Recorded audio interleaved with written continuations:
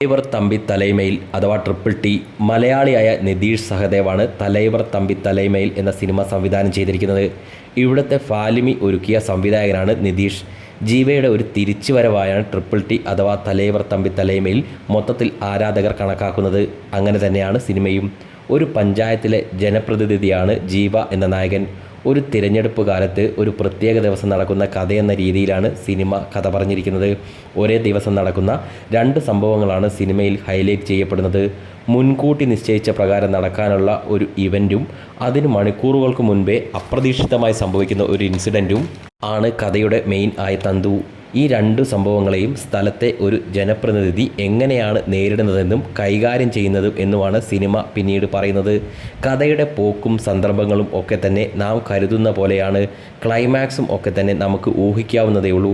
ഇതൊരു തമിഴ് സിനിമ ആണെങ്കിലും അടിമുടി ഒരു മലയാളം ടച്ച് സിനിമയ്ക്കുണ്ട്. മലയാളത്തിലെ ചില അഭിനേതാക്കളും സിനിമയിൽ വന്നു പോകുന്നുണ്ട്. ഒരു മലയാള തനിമ ചേർത്തുകൊണ്ടാണ് പടത്തിൻ്റെ മൊത്തത്തിലുള്ള കഥാഗതിയും പോകുന്നത്. ഒരു ഫീൽ ഗുഡ് ജോണറിൽ ഉൾപ്പെടുത്താവുന്ന ഈ പടത്തിന് വമ്പൻ സെറ്റുകളോ വമ്പൻ ആർട്ടിസ്റ്റുകളോ ഇല്ല. ലൊക്കേഷൻ പോലും വളരെ ചെറുതായ രീതിയിൽ ആണ്. അതുകൊണ്ട് തന്നെ ബജറ്റ് പരമായി നോക്കുമ്പോഴും ട്രിപ്പിൾ ടി ഒരു കുഞ്ഞു സിനിമയാകുന്നു. ചിത്രത്തിൻ്റെ ദൈർഘ്യവും വളരെ കുറവാണ്. 2 മണിക്കൂറിൽ താഴെയാണ് സിനിമയുടെ ഡ്യൂറേഷൻ. ജീവ തൻ്റെ മിതത്വത്തോടെയുള്ള പെർഫോമൻസോടെ സിനിമയെ മുൻപോട്ട് കൊണ്ടുപോയി. ജീവയെ കൂടാതെ വരുന്ന ആർട്ടിസ്റ്റുകൾ ഒക്കെ എക്സ്പെൻസീവ് ടീം ഒന്നുമല്ല. തമ്പി രാമയ്യയും ഇളവരശും അമിത് മോഹനും മാലാ പാർവതിയും ഒക്കെ അവരവരുടെ വേഷങ്ങൾ ഭംഗിയാക്കി തന്നെ ചെയ്തു. വിഷ്ണു വിജയുടെ സംഗീതവും പടത്തിൻ്റെ ആസ്വാദനത്തിന് ബൂസ്റ്റ് നൽകി.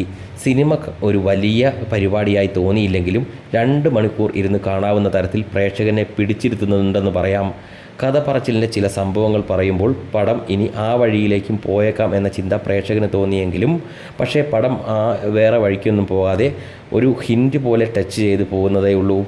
പടത്തിലെ ആർട്ടിസ്റ്റുകളുടെ നാച്ചുറൽ ആയുള്ള പ്രകടനവും സിമ്പിളായുള്ള തരത്തിലുള്ള മേക്കിങ്ങും തന്നെയാണ് ഒരു പ്രധാന പോയിൻ്റായി സിനിമയുടേതായി തോന്നിയത്. വലിയ പ്രതീക്ഷ വയ്ക്കാതെ പൊങ്കൽ വാരത്തിൽ തിയേറ്ററിൽ എത്തിയവർക്ക് നിരാശ തരാതെ പോയ സിനിമയായി ട്രിപ്പിൾ ടി. അതുകൊണ്ട് തന്നെ ഇതുവരെ സിനിമയ്ക്ക് വലിയ നെഗറ്റീവുകളൊന്നും വന്നിട്ടും ഇല്ല. ആകെ നോക്കുമ്പോൾ ആക്ടർ ജീവയുടെ തിരിച്ചുവരവെന്ന് തന്നെ അക്ഷരാർത്ഥത്തിൽ വിശേഷിപ്പിക്കാവുന്ന ഒരു ലളിതമായ പ്ലോട്ടിനെ അതേ രീതിയിൽ മിതത്വത്തോടെ തന്നെ ഡയറക്റ്റ് ചെയ്ത് അവതരിപ്പിച്ചിരിക്കുന്ന ആവറേജ് ലൈനിന് മുകളിലോ നിൽക്കുന്ന ഒരു ഫീൽ ഗുഡ് എൻ്റർടൈനർ ആകുന്നു തലൈവർ തമ്പി തലൈമയിൽ അഥവാ ട്രിപ്പിൾ ടി. പക്ക ഫാമിലിയോടെ ഇരുന്ന് കാണാൻ പറ്റുന്ന ഒരു ഫാമിലി എൻ്റർടൈനർ കൂടിയാണ് സിനിമ. നല്ല നല്ല മൊമെൻറ്റ്സ് അവിടെ ഇവിടെയായി നമുക്ക് സമ്മാനിക്കുന്ന ഒരു സിനിമ കൂടിയാണ് തലൈവർ തമ്പി തലൈമയിൽ. പടത്തിൻ്റെ പുറകിലൊരു മലയാളി ടീം ഉള്ളത് കൊണ്ട് തന്നെ മലയാളികൾക്ക് അഭിമാനിക്കാവുന്ന ഒരു ചിത്രം കൂടിയാകുന്നു ഇത്.